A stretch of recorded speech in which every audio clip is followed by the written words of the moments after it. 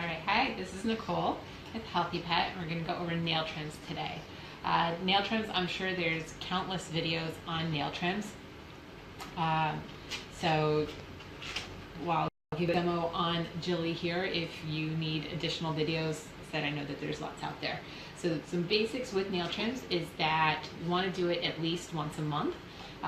If the quick has grown out, like you adopted a dog where he has really long nails, or it's just been a while since you've had your dog's nails done, once a month helps maintain the current length. So you trim it back and then that's what it'll grow back out to. If you're like, that's leading to clacky nails on the floors, or when the dog jumps up to say hi, it scratches you a bit, then you might want to do the nail trims more often. So we do have people who come in every 2 weeks, up to 4 weeks to maintain that length and to get that quick to grow back. The quick is the part that bleeds when you cut the dog's nails too short. So it's not uncommon for us to have dog's nails that come in where it's been a long time since the dog's nails have been trimmed, and you think you can see where that vein is, where that quick is, and you click it back to there and you quick the dog. And that's just because while white nails or clear nails give you that false impression of how far back you can go, that quick grows out as the nails grow out. So that's one thing that I do caution, that as you get into trimming your dog's nails, and something that our groomers look for when they're trimming nails, that if they are really far outgrown, we can't go back as far as we think we can. With nail clippers, there's several different styles. This is the kind that we use in our grooming department right here. This is called the large dog nail clipper. Very sturdy, lasts for a very long time. So we can use it for all the dogs that we see on a daily basis, and these nail trimmers will still stay sharp and last us several years. This is the same sort of style, same company, but a lot thinner. So for smaller dogs, so if you have a dog the size of Jilly, this might be more than appropriate for you. And the last type is the guillotine type. I prefer this type myself, but lots of people do. It does have a replaceable blade that you can get. It comes with one, and then you can buy extras separately. This one, it just, for me, the way that it forces me to move my hand, it's not as comfortable, but some people might find with the way that that handle is shaped compared to the scissor type, that this type is easier. So those are the basics. And then whichever nail clipper you choose, I do recommend having some sort of quick stop. So this helps that stop the bleeding if you do quick the dog's nails too far.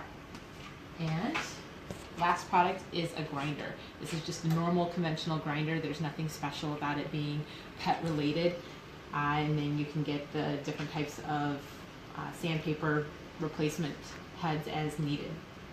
When using the grinder, the big thing that I caution people with this is the speed that you use. You don't need to go all the way to the high speed. For most dogs, you can on some, especially dogs that have really thick nails, big dogs that have thick nails, but most smaller dogs, you can do the lower speed setting. The other thing to be aware of is that it gets the nails hot, so if you're going to use the Dremel, do use it only for a few seconds on one particular nail, move on to the next. And if you have to come back to the previous nail, you can, but you don't want to just hold it there, because again, it gets hot and then your dog starts pulling away their paw and it's uncomfortable for all. The other thing with nail grinders is that the dog's hair can get caught in the rotation and pull out the hair, and that is very uncomfortable for your pooch. So when you use it, you want to pull away all the hair, make sure that you're very unlikely to catch all of this fluffy stuff. And yeah, those are the basics, information, choices, styles, all that. When you do clip the nails, you're looking, move all of this. When you do clip the nails, you're looking for the little hook that's in the dog's nails. And it's one of those things where you don't know what you're talking about or until you actually see it and you start to feel it. So you can see there's that slight little curve to her nail here at the tip. That's because we do keep her nails fairly consistently cut. I could do them more often because she does clack on the the hardwood floors periodically, but I'm just going to tip her nails. Oh, I know.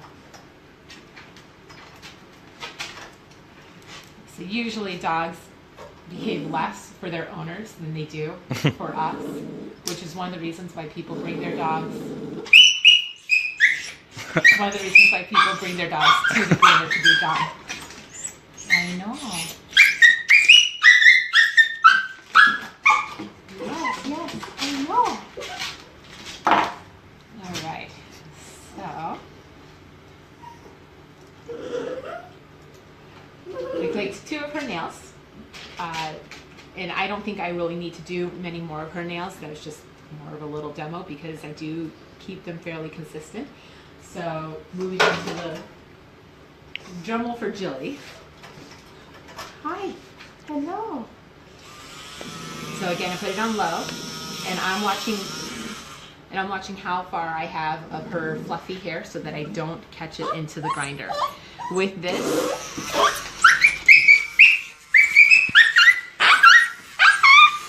again, I do it for those couple of seconds, and if you can use that camera to get in there, if you see, there's that little, there's the nail part that you can see, that's the darker part. Then you see like this white circle and then that little fleshy part there.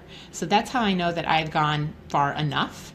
And you see on this nail, we don't have that quite yet. You can just see the nail right there. I grind.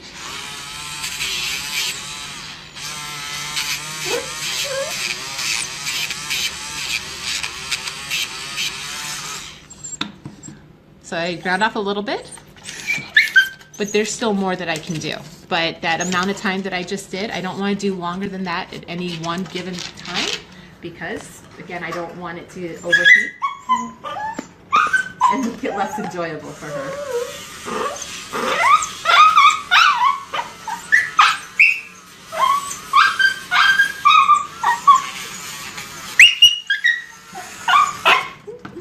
Hello, Jilly Bee. Hello. Yes. And so you'll see that some dogs are more of a talkers than other dogs. Jilly is definitely a talker, but she's not in pain, she's not being hurt, she's not being quick. Yeah, you're still a happy girl. But this is why most people do like to have groomers do their dog's nails. And on Tuesdays and Thursdays, it is $3 off, so $7 nail clips and $12 nail grinds. But again, if you can come back over here, you'll see on that nail, again, that outside edge is the nail. Then you'll see that white circle that circles the little fleshy part. And so that nail is as short as it needs to be done. And then that last nail that I was starting on, I was at a point where I would have taken a break from that nail to move on to the next so it doesn't overheat. And you can see I do still have a little bit more that I can go. And you start getting a feel for it as you continue to do your dog's nails or just dog's nails in general, is how long you can hold that grinder to, and that it is doing all of it that you need it to do, where you don't have to constantly be looking at the nails and checking. But that does take a bit of experience and a bit of time, so I don't recommend going that route of just counting it out or getting the feel on the first go around. It's something that when you work with your dog or you work with lots of dogs over time, you get to feel much more comfortable. So obviously Jilly is a bit squirmy. I do have something called like the groomer's helper that helps keep her a little bit more in place. With the back of the dog's feet, back legs, I like to hook underneath the back leg, and I find that even when they bounce and do that, I can still hold it fairly steady and I don't have to readjust all the time. With the front nails, sometimes bending the paw back like this will give you a better grip to clip the nails. I don't like to grind at this angle. I find it's harder to do and keep their hair out of the way, and I don't want to catch it in the grinder. But if you're just doing a clip, holding the paw like this can definitely help.